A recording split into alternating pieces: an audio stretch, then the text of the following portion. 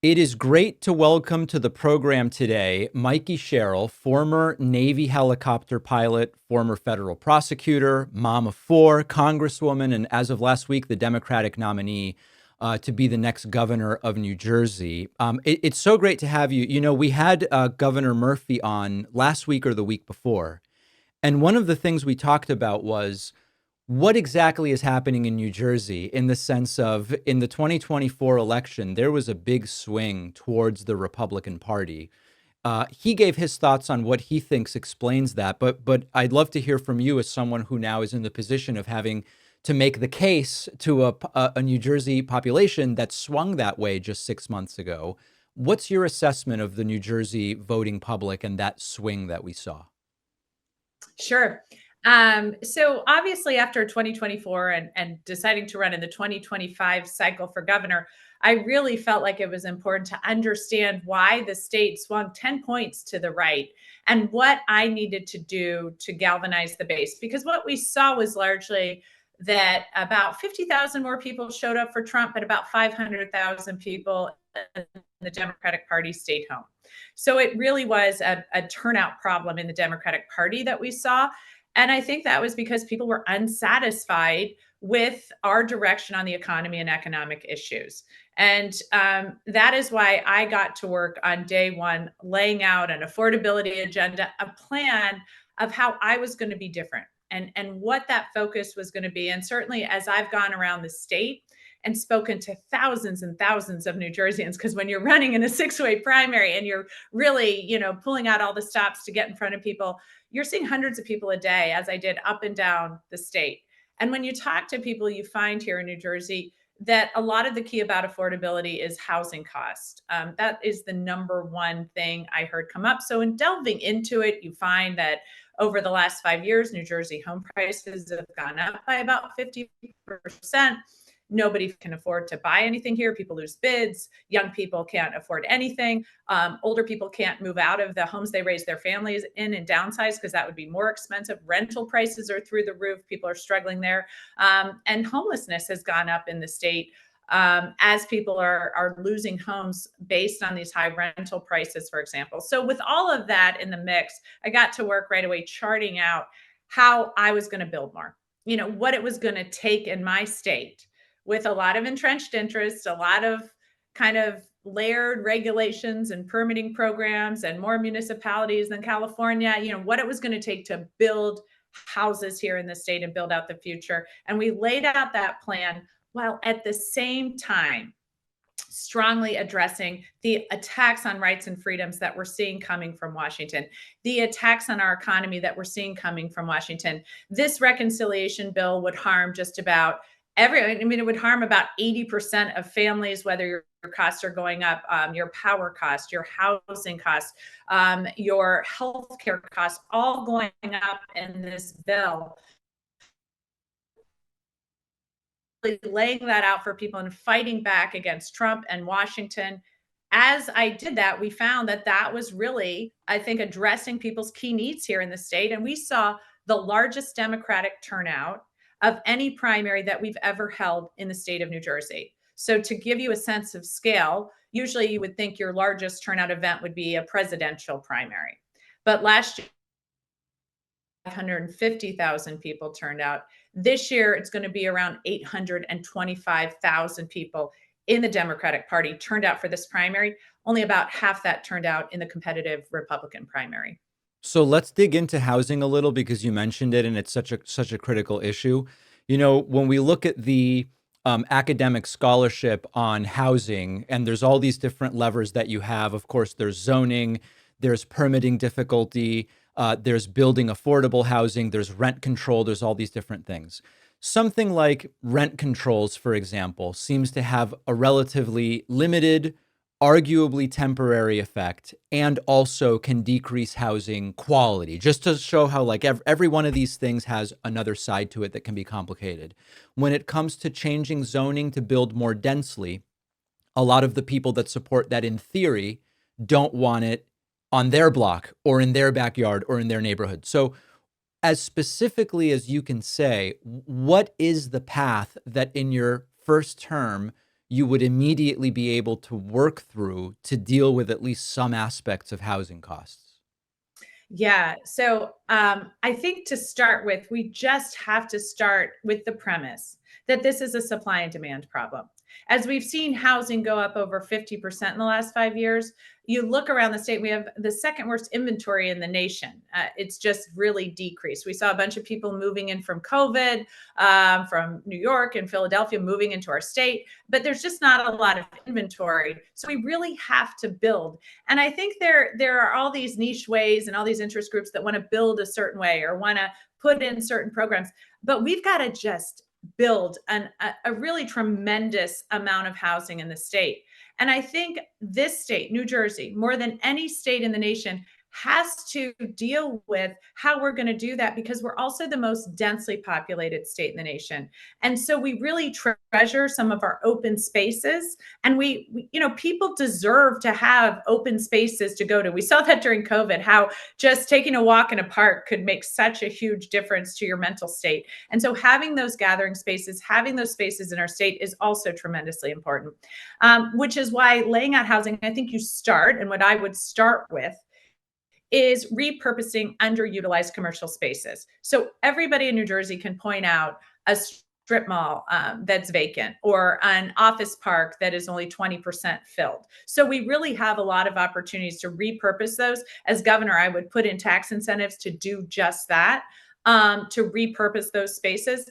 We also have to have the statewide plan of where we're going to do this building. And I think it should be hand in glove with transit-oriented development. So as we look to the different transit centers in our state, building housing around that. And I tell you, the last time we really envisioned transit in the state, I think was in the 1800s. Our rail lines are from that time in my town, Montclair, and towns along the rail line are what make up my district in northern New Jersey. So we know that's going to be a place to really grow economic benefits. But you also have areas like that that are underutilized. I think in its heyday, Trenton had about 190,000 people, and now it only has 80,000 people.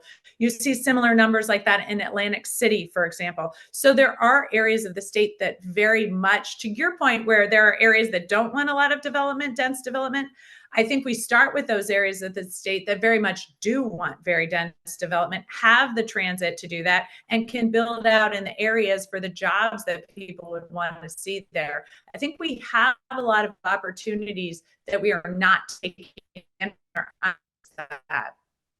When we think about the role of governor, one of the realities is how do you work with the federal government in a variety of areas? One of those areas that's extraordinarily pertinent right now, of course, is working with ICE, DHS, the deportations that are taking place, et cetera. When I interviewed New York Governor Hochul, and she said, I am doing the absolute minimum, only what is legally required of me and nothing else, and directing everyone under my authority to do the same.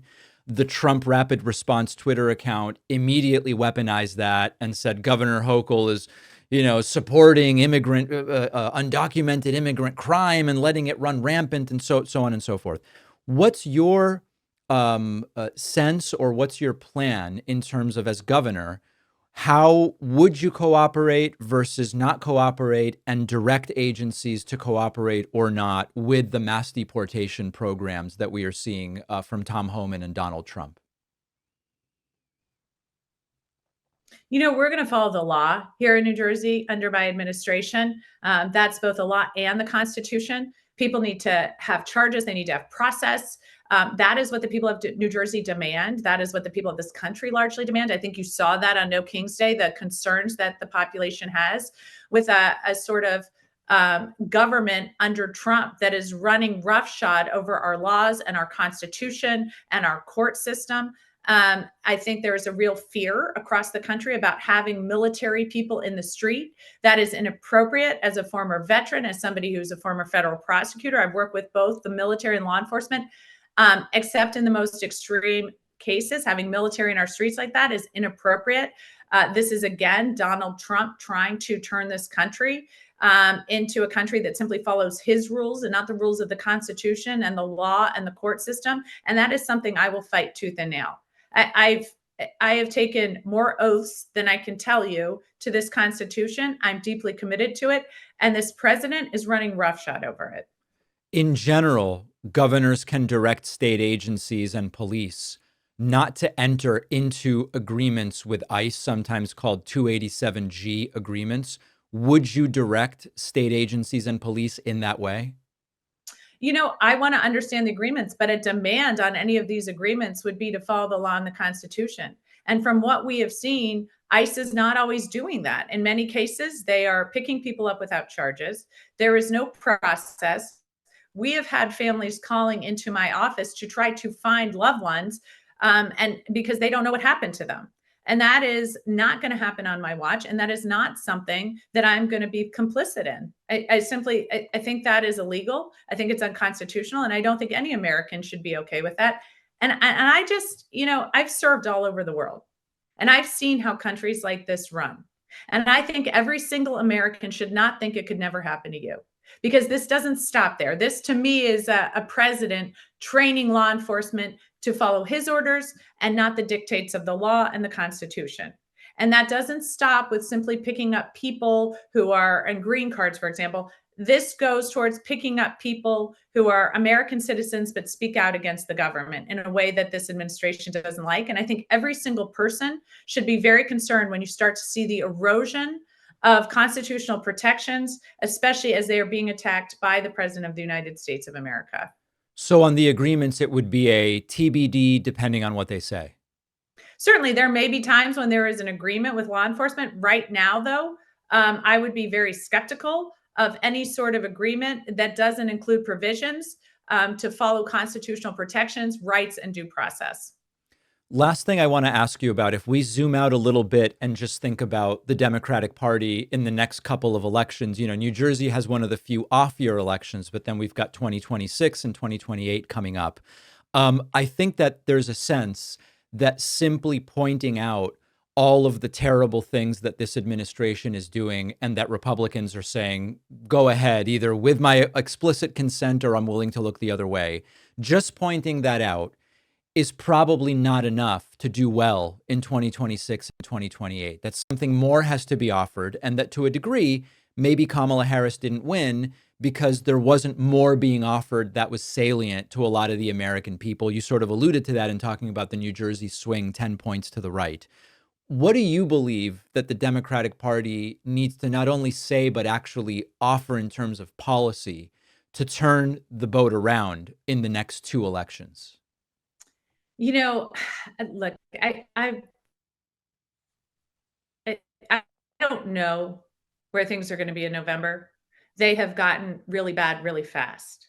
And I think there is every possibility that by November things will be worse, both with the attacks on rights and freedoms, but as importantly for people struggling to make ends meet, with the attacks on the economy. I mean, we're going to see costs go up if this bill passes, and everything from healthcare to home prices to power bills. So all of this at stake. And so I think there's a possibility you could just against that. I don't know. That's never been my friend. I'm not in communications campaign. I'm working in elected office to deliver for the people of New Jersey. So what I think every person who's running, and I don't think any Republicans doing this because they're all just kissing Trump's butt right now, but I think what every person who wants to be in any leadership role in elected office should do is to outline how you are going to deliver for the people you serve.